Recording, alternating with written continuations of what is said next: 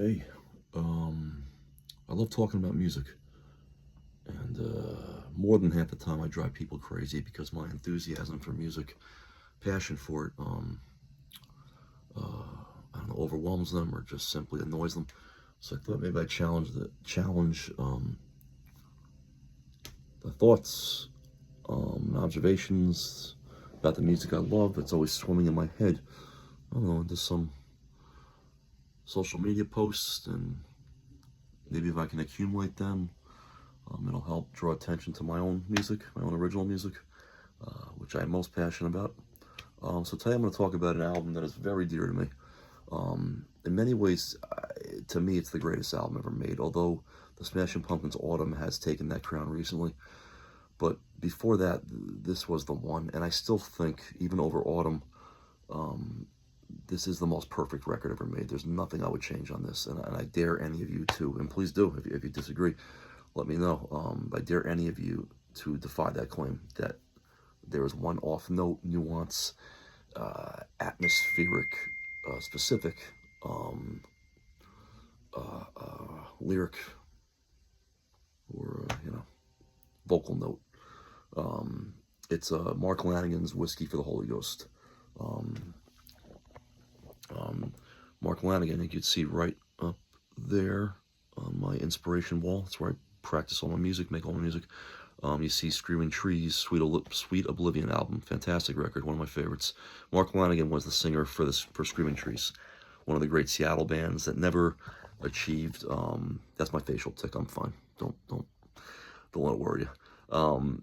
One of the great Seattle bands that never achieved the monumental success of bands like Pearl Jam, Nirvana, Soundgarden, but they were equally amazing, and I think in some ways better. If you want to dig in the Screaming Trees, check out Dust, their final album, and an absolute masterpiece. I could choose that as the greatest rock record of all time. It's that good.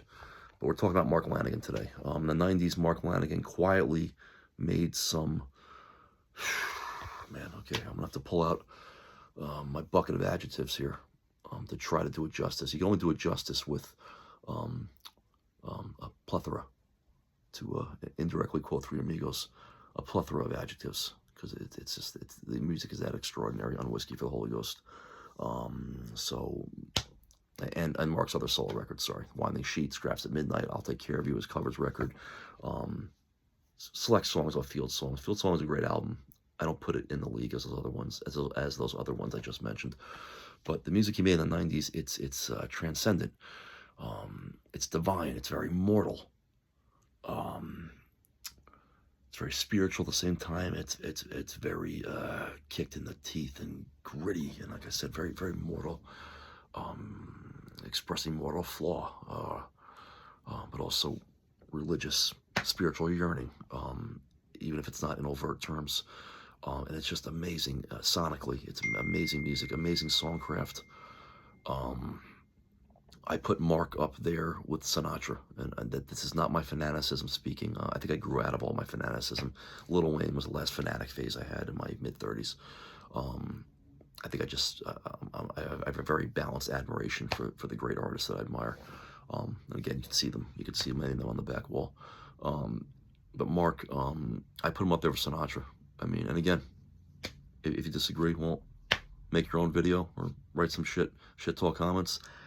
Phrasing, vocal nuance. He had a similar range to Sinatra. Sinatra didn't have a mind-blowing range, and he's the ultimate proof, and Mark is too, that you don't need a mind-blowing range to be a great vocalist. When I was younger, I was obsessed with Chris Cornell, and I'll always be obsessed with Chris Cornell at some level. I mean, he's just another genius. But I obviously, you can hear my speaking voice, I have a much lower range than Chris Cornell, to say the least. And I was also obsessed with Eddie Vedder, another genius, liberal dipshit, but he's a genius, artistic genius. And I couldn't sing like those guys, and so I've always wanted to do music. I've always wanted to make music and sing. I love it so much, and it was hard for me to overcome that shortcoming, like, because that's what was presented to me. Kurt Cobain's amazing scream, Eddie Vedder's mind-blowing range, and Chris Cornell's superhuman range. Then I heard Mark Lanegan. I heard The Winding Sheet and Whiskey for the Holy Ghost, where, more so than the Screaming Trees records, his vocals were really, really highlighted, really brought to the forefront. And almost immediately I thought, wow, I can use my lowish voice and do something amazing, maybe, because this guy did it. And I was like, he's as good as Chris Cornell. And I think these days I'd say, Cornell's one of the greats. Songwriting, but I'm talking about singing here. So one of the great singers. I would take Lanegan over Cornell these days. Again, Sinatra's a really great comparison for Lanegan. Neither of them had mind-blowing ranges, but Lanegan had a weapon that Sinatra did not have. Lanegan had a beautiful, low, not an expert, not a vocal expert, but bass baritone range, very low voice. And he also had a great tenor, Lanegan. So in that way, if you go from low to high, he had a mind-blowing range, Mark Lanegan. But again, the nuance, the phrasing, perfect vibrato. I put him up there with Sinatra. So, Whiskey. It took me 6 minutes to give you the intro to this. Any of my friends or family will tell you that that's usually the case with me. Whiskey for the Holy Ghost. Came out in 1994. Yes, on Sub Pop Records. Again, quietly. I don't think many people knew about it when it came out. And they still don't really know about it, which is a real tragedy. All you Lanegan fans, get this stuff out there, man. Let people hear this amazing music. It opens with one of the most, in my descriptive opinion, divine songs ever written, The River Rise. I'm going to put it on right now. I don't know if the Lanegan, what's the word? The Lanegan estate wants to ban this because it was a copyright infringement, so be it. I'm talking about music I love.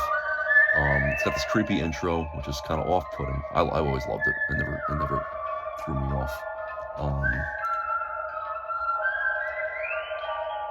And just when you think this might be some annoying avant-garde or ambient excursion, it dies down. We have a moment of brief silence, and the divinity begins. Can you hear that? I hope you can hear that.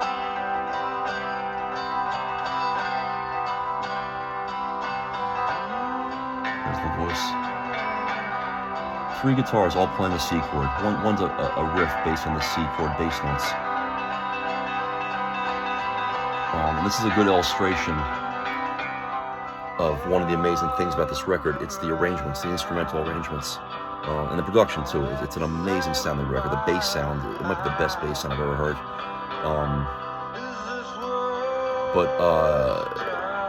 Listening to this over the years, I've realized recently they layer so much. Like he's playing a C chord with a ringing open B string, and then a traditional C chord, and then he's doing a little bass note riff, boom, boom, boom, boom, and it creates, like, I guess, a wall of sound with acoustic instruments. There's also, you detect later on in the track, there's an organ buried underneath. A lot of these tracks, it's a stripped down acoustic record with a lot of blues spirit in it, but it's also, they very slickly and smartly use even synthesizers. The last track, which is also one of my favorites, sorry, but I could fall as if I was young. I believe the lyric is, with a lifetime of thinking of you. The previous lyric in that refrain is, but I could fall. Let me just start from the beginning. The river rise and it's a mile high. Is this worth trying? Is this worth trying? Because I could fall like a tear. There's nothing else I can do. It took me many years to realize what he's talking about here, and he's talking about making a move, which is something I'm facing right now. Just making moves in my life. I'm building my life from scratch at the age of 46, nearly 47. In a month and a half, I'll be 47. And it's an amazing feeling. You just gotta make moves. The river's so high. You could drown, you could be crushed, you could be swept away, and never exist at all. As a result of that, environmental catastrophe. But you have to do it. What else are you gonna do? There's nothing else you can do. Nothing else I can do. Make the move. Do it. I mean, you can fall out. You can roll out of bed. I know people that rolled out of bed and busted their nose, rolled out of bed in their sleep. You could fall doing nothing, so why not risk falling doing something? Make the move. But back to Beggar's Blues, the closing track. That's the opening track, River Rise. This is the... Okay, you hear that? There's a synthesizer underneath there. Underneath that moody acoustic guitar. This song is so amazing. The atmosphere. When I was younger, and I was overdosing on Lanegan, Winding Sheet, and Whiskey for the Holy Ghost, those are the only 2 records he had out at that point. That was before Scraps at Midnight.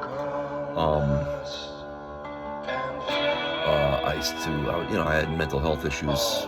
Always had mental health issues, like severe mental health issues, and to this day I still do this. It was very meditative, mind-clearing, somewhat cathartic for me just to walk around the suburbs, the suburban streets that I was raised on, that I grew up in. I just go for long walks all night, not till dawn, but deep into the AM hours, often alone. I go for long drives. And the bridge of Beggar's Blues, he says, I've been from one end of the street to the other, and it's expressed in with a bit of exasperation. I've kind of seen all there is to see here, and that's how I felt at that age. How many times did I walk across the same concrete under the same streetlights? But it's amazing. There's still so much more to find. You'll never find all of it underneath, within those same mortal frameworks. And environments. There's God everywhere. There's God, the devil, everything in between, everywhere. Blessings everywhere. Places you can trip and fall, and fall off your trajectory, your destinies. I believe we all have several destinies that we may or may not achieve, but it's everywhere. So if all you have is a short stretch of concrete, walk it over and over again, because your mind is always moving, and when your body's not moving so far, not moving at all. I know that firsthand. I sat in a chair for 8 years, crippled, physically impaired, with horrific OCD rituals, and my mind was racing. So there's always something moving, always. So anyway, I guess this is a good, maybe annoying illustration of what this record inspires and made this music. Slip away like this. Whoa. Every time I sing Lanegan, I try to imitate him without even consciously. Go the street to the other. And you can't imitate Lanegan. You can't imitate Sinatra. You can't imitate Lanegan. You will fall on your face. Because of the lower range, you think, oh, okay, I can handle that. No. I've tried open mics. I don't think I ever attempted Lanegan at a gig, but I've embarrassed myself severely trying to sing this guy's music.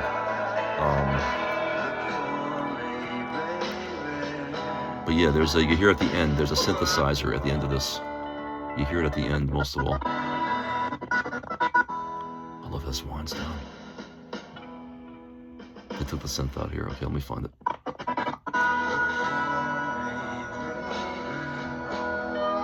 Okay, you can hear it.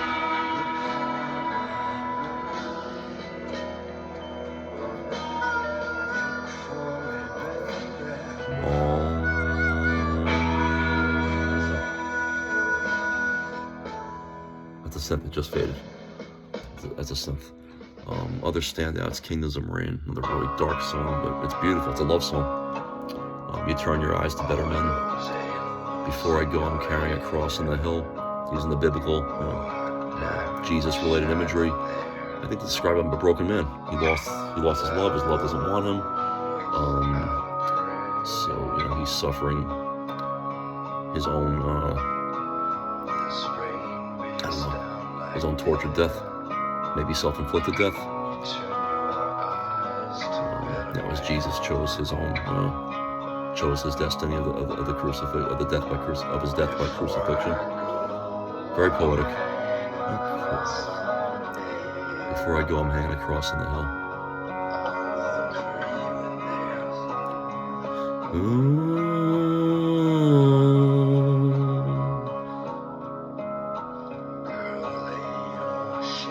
Later on, he just whispers, because I loved you so long. I loved you so long. Judas Touch, 1 minute and 37 seconds.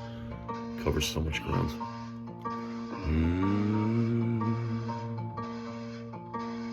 Put out the lines. Let Mark sing it.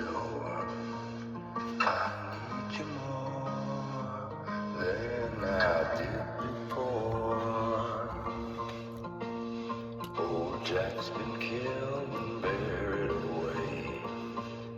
Let's hang alone outside the gate. Flames scare the lions do. It's blues and spirit, but it's amazing, dare I say, pop songcraft, melodic songcraft. If you figure out these songs on guitar, especially this one, Judas Touch, he's picking the 3 notes out of 3 different power chords. That's all it is. Bum, bum, bum, bum, bum, bum. You move them around in the right places, you put the right melody over it, the right lyric. Some fools forever don't ask for much. With frozen hands, come Judas Touch. Yeah, it gets really deep here. Some towers of fire can be redeemed. Just let me burn. High worlds away.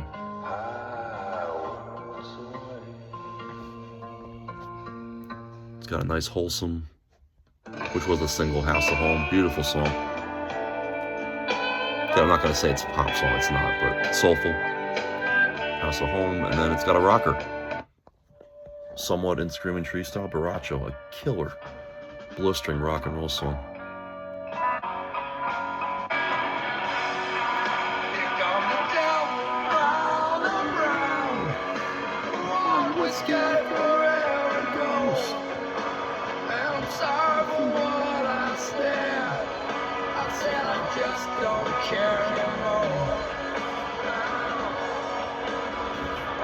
What a bridge.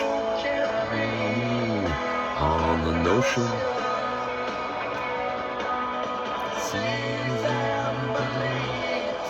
This desert turns to an ocean by night. Okay, Mark's turning on now. Mike Johnson, the brilliant Mike Johnson. His guitar playing is amazing on this. I believe he played bass too. Let it speak for itself.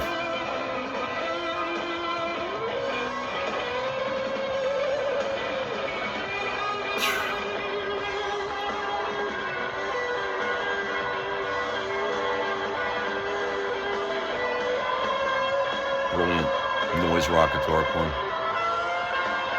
Somehow bluesy.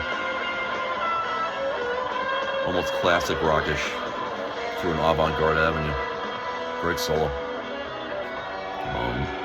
Carnival. 3 chords. 3 minutes and 40 seconds. The ground he covers in this song.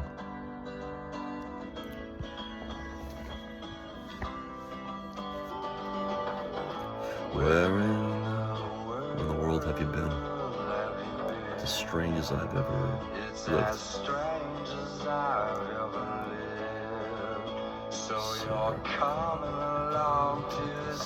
So it starts off mellow and it just slowly builds up.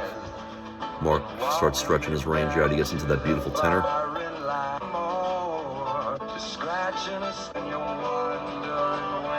So it's starting to build up.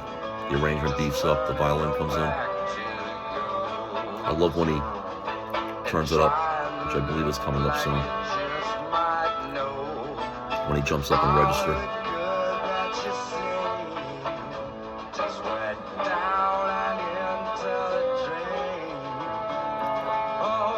There we go. And then he's going to hit another level. The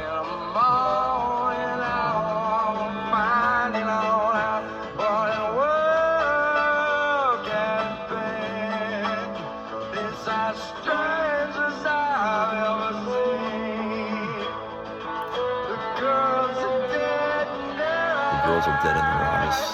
They're all standing around like they're hypnotized.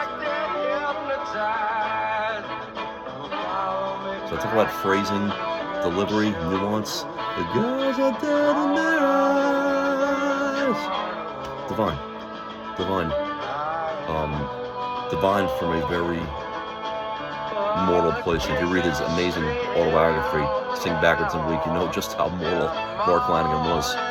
But even those of us who have lived the hardest lives, even argue questionable lives, you know, divinity's always there. You can always reach it.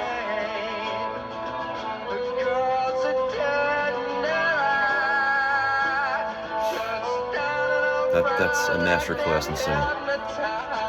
Anyway, I think the record's perfect. Think I'm wrong. Tell me.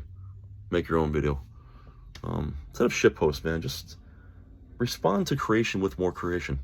If you don't like my video, man, make a video to respond to it. You know, make a response to another product, another creative entity. Make your own video. I mean, a comment, a social media comment is not creation. It's a reaction. It's a very pathetic reaction. Not that I'm saying don't comment and don't tell me if you like it, but I mean, I appreciate all of it. But I'd much rather you direct that energy into creating something of your own. Go out and buy the record. Listen to it. Create moments of you listening to music. Experiencing music that you know, maybe you'll hate, maybe you'll love. That's a form of creation, you know. A form of life, a form of experience. Yeah. You know, I just made a 22-minute video. Yeah, get off your phone. Make something.